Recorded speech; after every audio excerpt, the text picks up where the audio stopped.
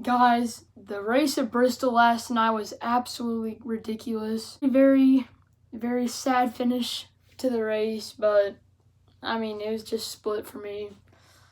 I mean, it was an amazing race, so I guess let's just start talking about what happened. Guys, the race we had tonight was the Bass Pro Shops NRA Night Race 500 at Bristol. Many people think it's the best race of the year.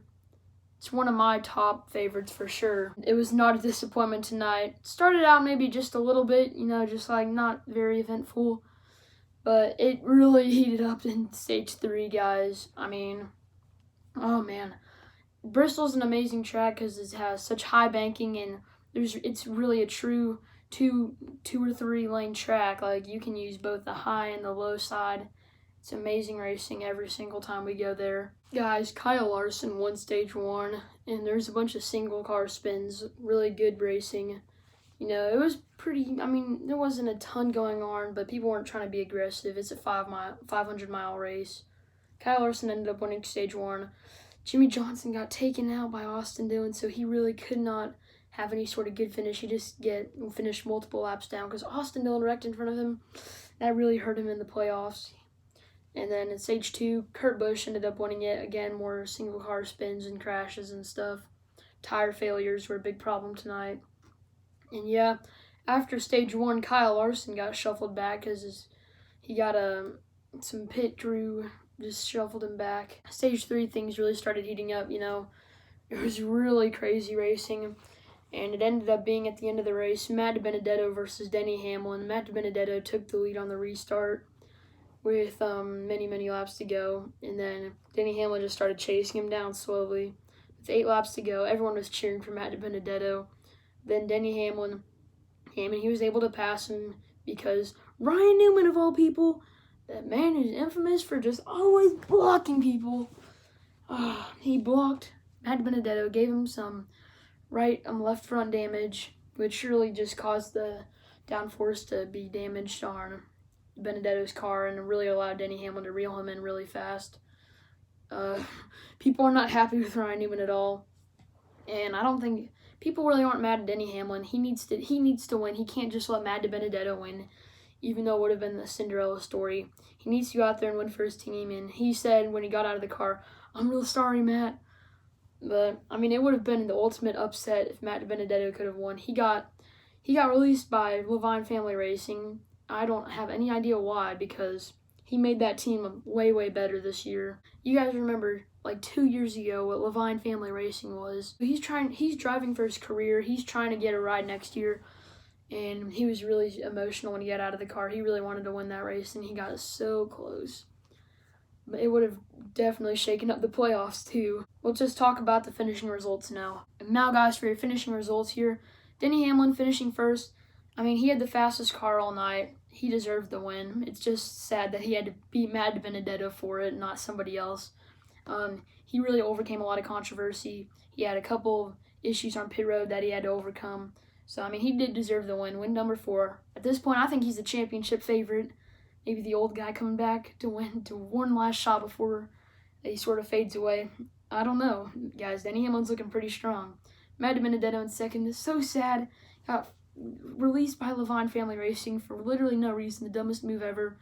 Team owners better be watching out. Try to sign him because he's literally a wheelman. Brad Keselowski with a quiet day ended up sneaking up to third.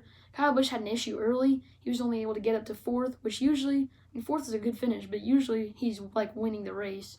So, we didn't really talk about him much. He was only able to come back to 4th. Chase Elliott had basically one of the top cars early on, but he sort of dropped back to 5th. So he sort of fell off later in the race. Kyle Larson had an issue. Eric Jones's tire man hit his rear fender when he was coming down pit road, caused a tire rub for him. He was only able to come back to 6th, so that's too bad. Colin Boyer in 7th. Now, you think that's a good day, especially after all the hardship he's faced. He hasn't gotten any decent finishes for literally months, but still, it dropped him down in the points because he didn't get any stage points. He had a spin out early on, so he wasn't able to get any stage points, able to come back to 7th at the end. But Daniel Suarez and Ryan Newman, the other 2 guys he's competing with, they played the strategy game and stayed out and got stage points in stage 2. So yeah, and then we have Daniel Suarez in 8th. He was the first car to get lapped at the end, so only 7 cars finished on the lead lap. Daniel Suarez, he's in 16th now, just by a couple points. I don't know. Kurt Busch, the number 1 car, he won stage 2, but he just won it because of strategy. Okay, Day, 9th. Ryan Blaney in 10th. Ryan Newman in 11th. Oh, people are hating him after what he did to Matt DiBenedetto. Maybe cost him the win. I don't know. He was trying to keep himself on the lead lap, get more points for his playoff run. He's in 15th by like 15 points, I think, right now. So, I mean, he just needs to keep hanging on, I guess, if he wants to make it. Daniel Hemrick in 12th. Pretty good day. Mark Truex Jr. in 13th. Bubba Wallace in 14th. Great day for him. Awesome. Alex Bowman 15th. Joey Logano, Chris Buescher, Ryan Preece, Jimmy Johnson in 19th. Oh, man. Austin Dillon, blew a tire early. Jimmy Johnson was having an okay day. He probably would have finished around 10th or 11th. So nothing spectacular. But, I mean, it really hurt him in the points. He got taken out by Austin Dillon early on. No stage points. Real bad for him. He's in trouble. Ty Dillon, William Byron, and Eric Jones. Eric Jones had an issue, I'm pretty sure, too. Paul Menard, Corey LaJoie, Landon Castle, Ross Chastain, 26th. I don't know. What else can you say about him? 27th is Matt Tifft, then J.J. Yeley. Eric Almirola hit the wall a few times, crashed, dropped down a points position to Kyle Larson. They finished 29th. Q Hoof, I don't know who that is still. Kyle Weatherman, B.J. McLeod, I don't know his name either. Ricky Stenhouse Jr., he had an issue.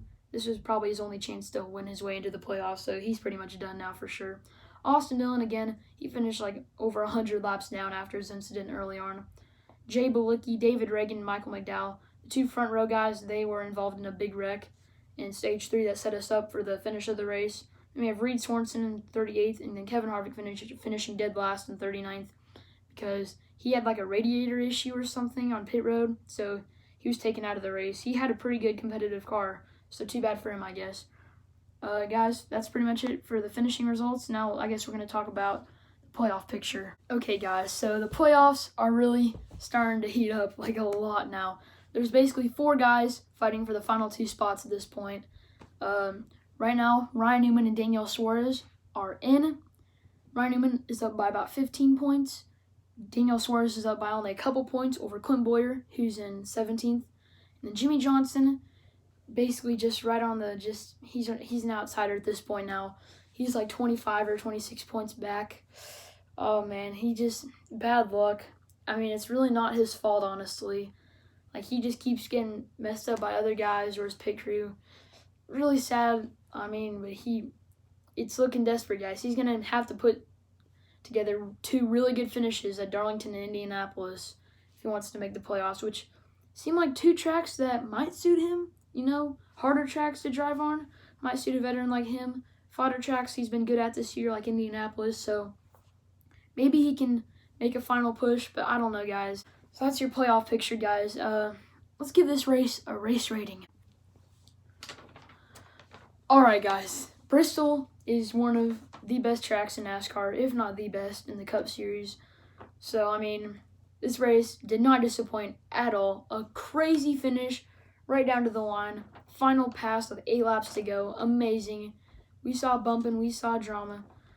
I'm giving this race a lap to the field, which is the highest rating you can get. So, yeah, guys. Awesome. This race, lap the field. It was an amazing event. Not much else to say. Takeaways for the race.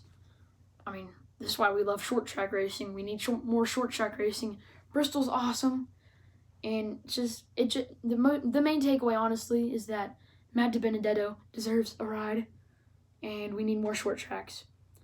And I think my next week's prediction, I guess, we're going to Darlington. And I'm picking Ryan Blaney with a throwback to Michael Waltrip. And I was thinking about picking Ryan Newman.